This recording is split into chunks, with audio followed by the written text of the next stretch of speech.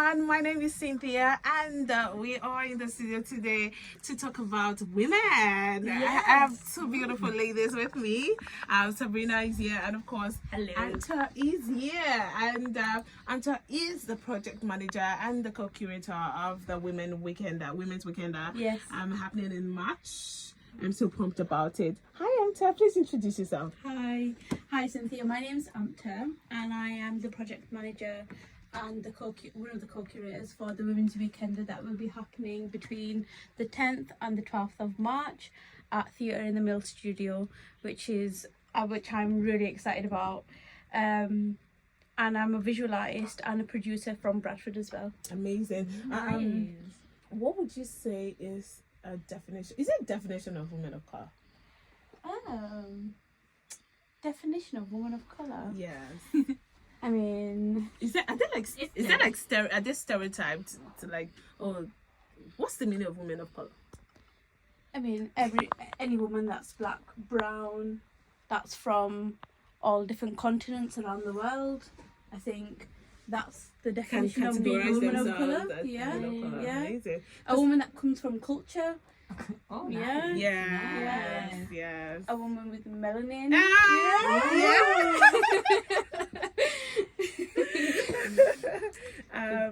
So what are the struggles women of color go through?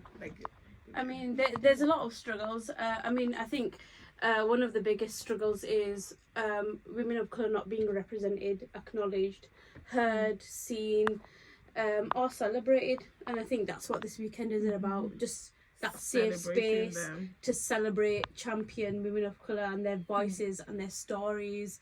And just to kind of explore that. Oh, Yes. nice. Wow. So this is like a whole full weekend to celebrate women. Yes. Yes. Party. Amazing.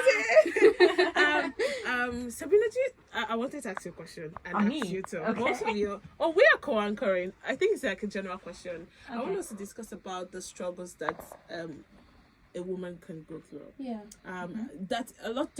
Remember, we were saying this on one of the powder rooms, saying that there's so many things that women. It's even difficult to be a woman. Like it's just so difficult to be a We're woman. judged on everything. Exactly, your Everything. size, your everything.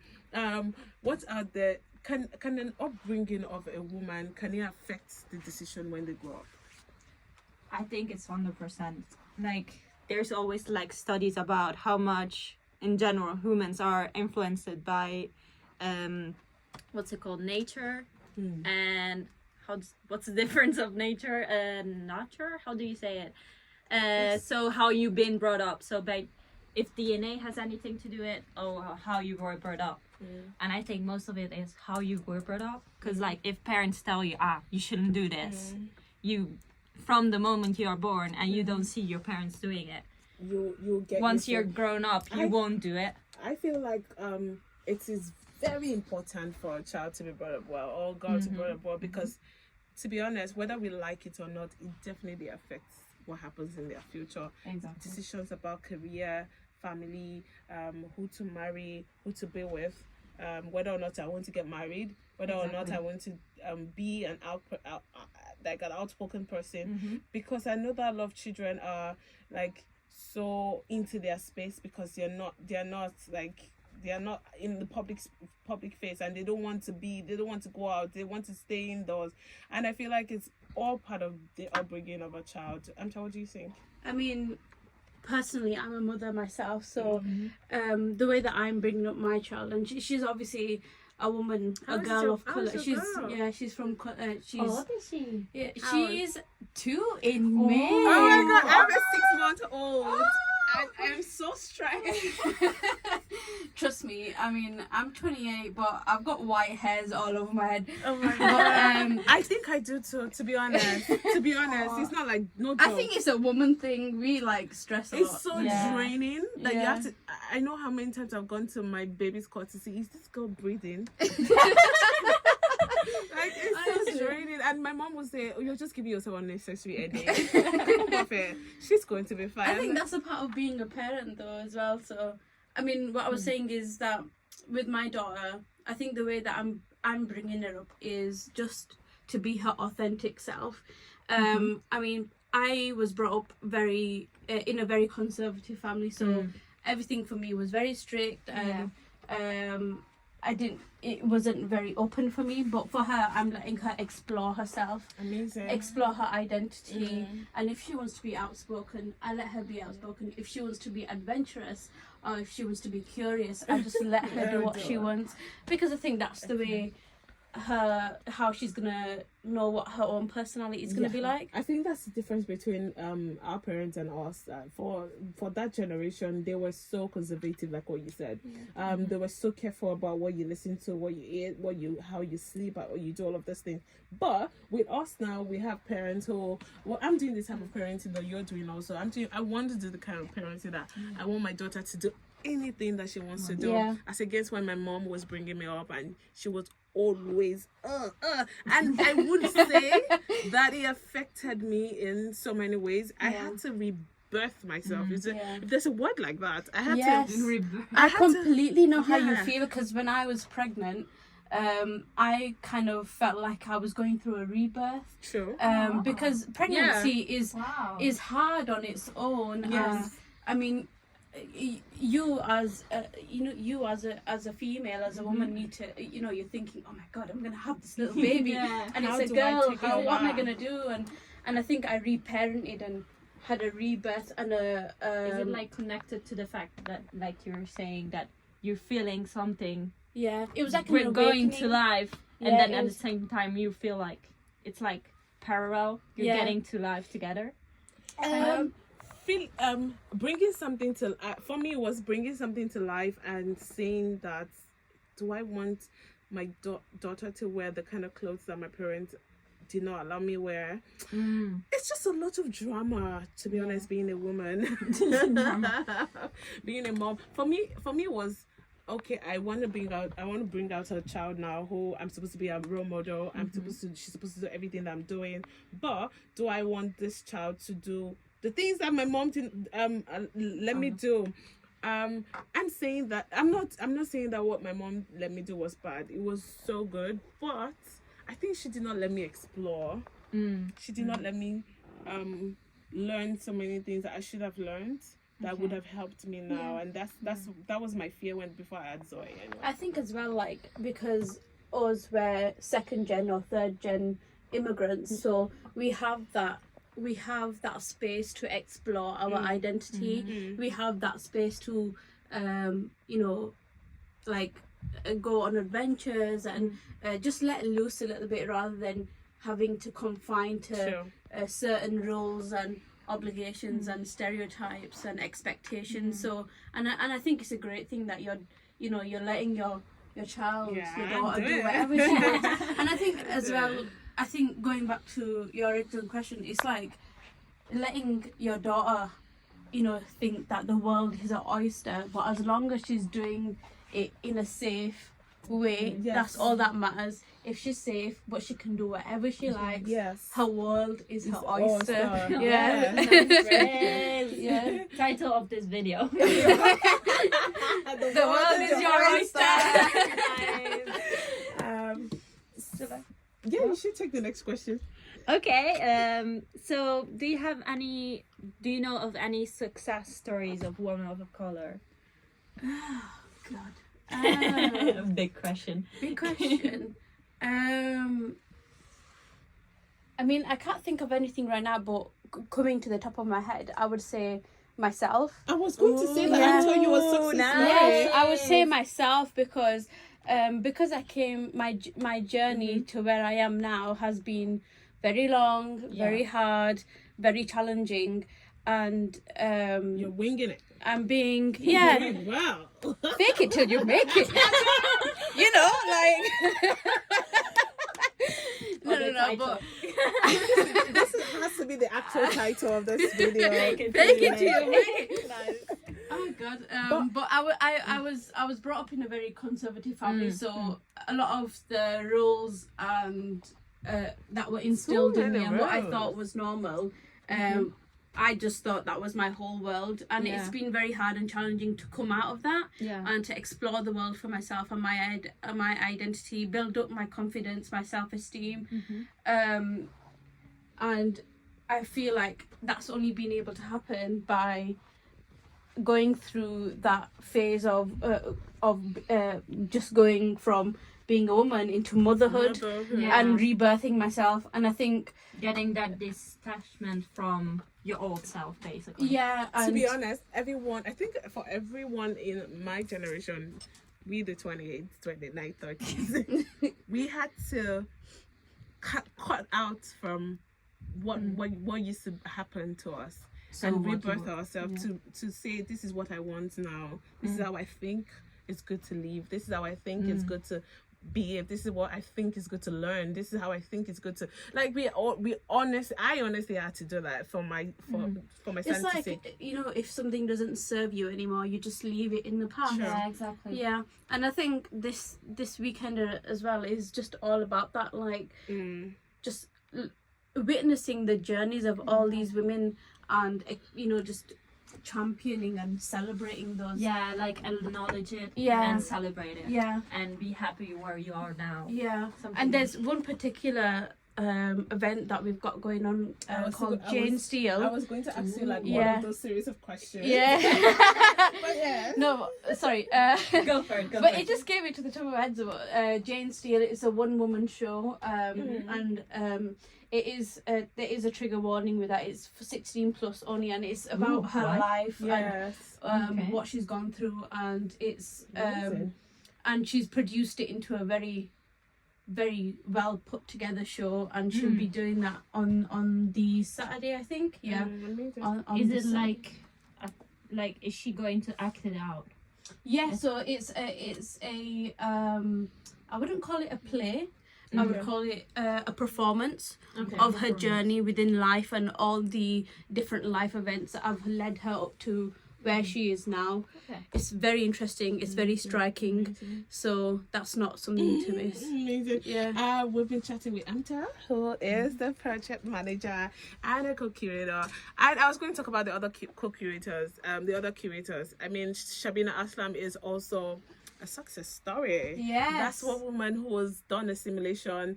I mean, talk about immigrants and all. I'm so proud of the jobs and the works that she has done, and also the researches. She's an amazing lady, isn't she? Really? I mean, currently she in gallery too. She's got Bussing Out. Yes. And that's just like the exploration and the identity of when she was younger. And her days as a child in high school or primary school. As a woman, are you limited? As a woman, do you think we're limited? I think you're as limited as you feel, or as you your think. Mind. Yeah, I think there's no limitation on a woman. She can do whatever she likes. If that means, I feel like that's why I always draw inspiration from Shabina. If she wants to do something, she's the definition. Do you know what she'll do? Cynthia, I think I want to have a mosque somewhere. I want to do an illustration of a lion going into a mosque. In my head, I'm like, how did you even come up with this? and the next day you're saying, how did you get these things? And she's done it. Yeah. So I feel like we are not limited as a woman. I feel like it's our imagination, our mindset. I think it's society and community that put those limitations on women, but it's up to the individual themselves to break through those and make. Do our partners also limit us? Do you guys think so? It depends, obviously, in the situation. Yeah. I think as a woman, you shouldn't let others limit you. But like I said, it depends on situations, because sometimes a very strong woman can be in a difficult situation and be limited. Yeah. That doesn't mean you're less or anything, but it happens. It can happen to anyone. Yeah. It's like the only thing you need to do is break free from those limitations and fly away. Yeah. I love that. Very poetic. Break free and fly away. Yes. So we are celebrating the community of Black and global majority women across the globe together. Theatre in the Mill is having lots of women this weekend. On the 10th and 12th to the 12th of March. It's the Women's Weekend. This is dedicated to championing and celebrating women who are Black and global majority. We have there's a whole lot of collections from the 10th to the 12th. Aamta is here to tell us about it. This festival is open to Black and global majority women, and of course, people who identify as female allies. Yeah. So, what are the collections for the 10th of March? Oh wow, we've got loads. So I might Give us everything. I've got my notes here. So nice. before the actual weekend, we've got a series of online Zoom poetry sessions with Bradford poet Nabila Ahmed. Whoa. And she's been doing them since the beginning of February, and they're going so well. And it's just they're dropping online Zoom sessions every Tuesday and Thursday for 2 hours from 7 till 9. And So are we learning poetry, or she's just... so she's kind of teaching them how to write their own poetry passages. Yeah, breaking and flying away.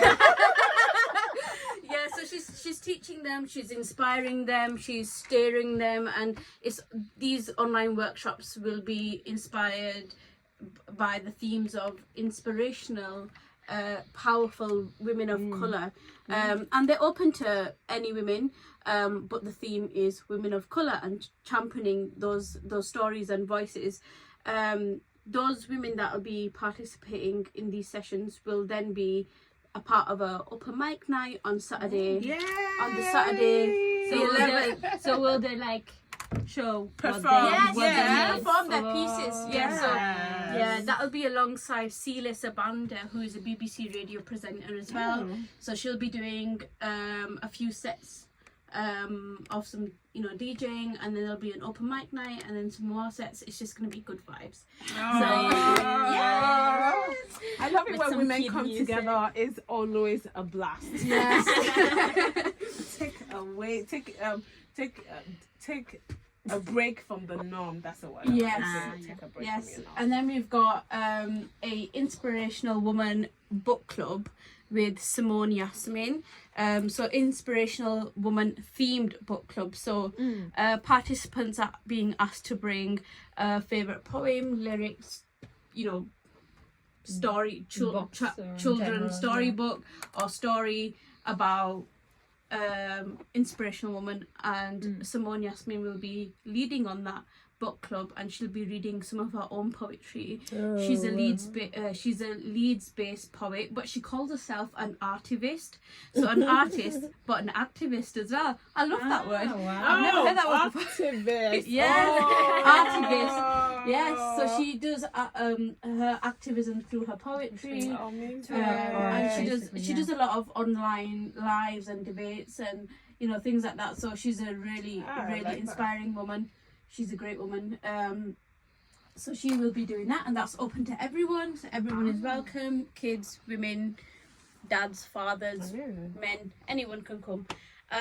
Going on to audio curation with She Blank. So they are going to be doing a workshop that'll be for 3 hours, and that'll be from 11:30 till I want to say 3 o'clock. 3 p.m. 3 p.m. Yeah.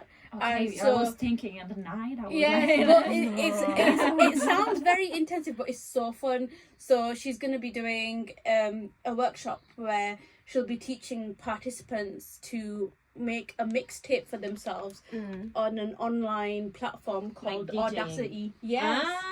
what Yes. we're using. Yes. That's Sabrina. You have Yes, to so attend this. participants that come and join her workshop will be pairing with one another. So each one pair, I will be making for example, a mixtape for you, and then you'll be making a mixtape for me. Will And it then be like- we will both pick songs that we think Okay, what songs? are inspiring I've inspired my of each journey. other. Yeah. Okay. So Yeah, so we'll be making a mixtape, and then she will be putting all the mixtapes together, and then we'll be kind of showcasing that on the celebratory dinner on the later that day on the Friday. So yeah, For whatever reason, right now the song "Pink" stronger. That makes it stronger. Came out right now. I was thinking. Yes. Amazing. So she they're amazing. So that should be really good, because these participants are taking away these skills to kind of how to make their own mixtapes and how to use a new program. That's amazing. That's nice. So you got to learn. It's just very inspiring. Yeah. What inspired your selection of these guys? That's the people who How are did you teaching. How did you decide to choose this person to do the Inspirational Woman book club? How did you decide to choose? So I think we were just kind of had the mindset of we wanted to be inclusive to everyone and everything. So we wanted to be the theme was global to international. So we wanted to work with artists that were not just in Bradford and not just in the UK, but all over the world. And we wanted to be inclusive for everyone. So we kind of had that in mind, and we thought, yes, this person will be good for that. This person is different from that artist, and we just kind of put it all together. And I think as well, the main inspiration was women of colour, and we wanted to showcase how diverse our pool of creative women of colour pool of artists are. We're not just visual artists or poets and things like that.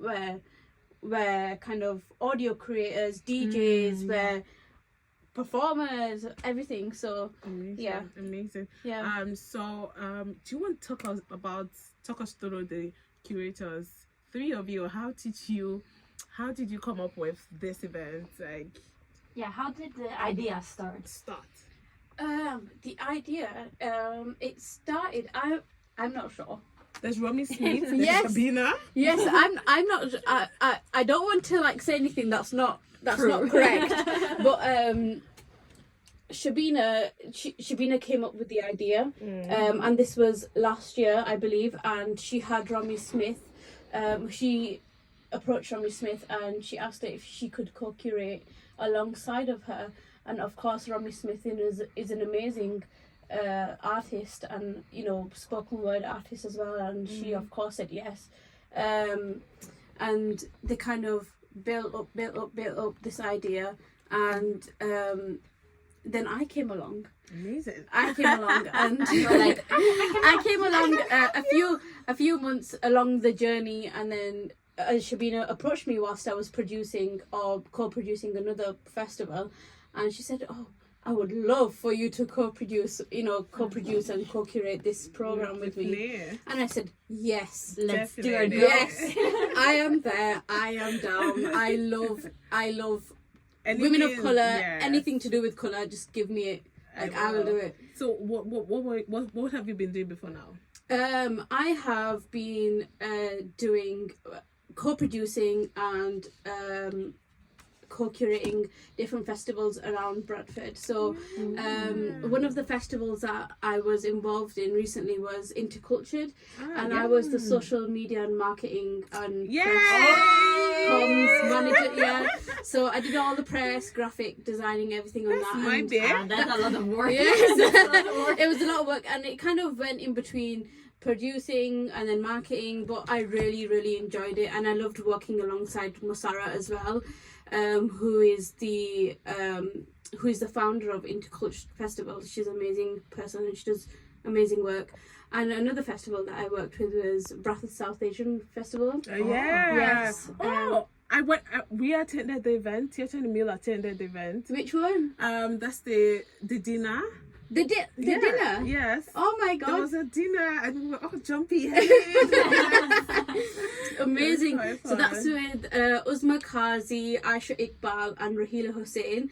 And then I joined the team and as a graphic designer, social media, comms and things like that. But I did some assisting with, producing, event managing as well, and that was just amazing. So I've got a long-standing history of working event management. Events management and working with people of colour. So and you know the close-knit community of Bradford, and you know the that kind of thing. So yeah, I love my job. That's the best. You need to love your Yeah, job. exactly. Otherwise, it's not worth it. Yes, I mean, it's, you know, meeting new people every day and connecting with the community, or finding out new things about a community that you never knew. And serving purpose to women. I mean, this event is going to make loads of women very happy. Yeah. Because, I mean, I feel like, especially with mothers or ladies, we are like just in our space. Oh, I don't want to do anything. Looking after and your kid. this way you can learn poetry, you can learn how to do a mixtape, you can learn how to use it, technology, Adobe Premiere, you can learn all of these things, and which is quite good. And I think the most important as well, in addition to that, is networking and connecting and making friends and making new friends. And you know, finding out like if a mother or a woman of colour wanted to do something or had an interest and they didn't know how to do it, or didn't know how to, you know, go by getting, you know, who shall I go to, how shall I do this, who shall I ask,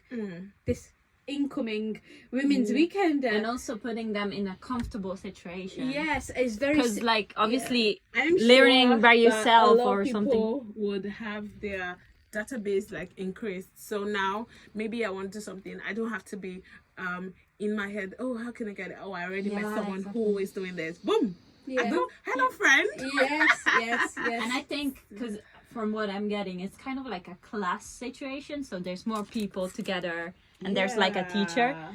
That's the best, because you can laugh with your classmates and everything and have fun with it, instead of like learning by yourself on your computer. It's always and everything. better when you learn as a group. Yeah, exactly. I feel that for me, I learn better like that. Personally, me too. Yeah, like, me too. I have a very dumb example right now. I wanted to learn Nothing how is to dumb. No.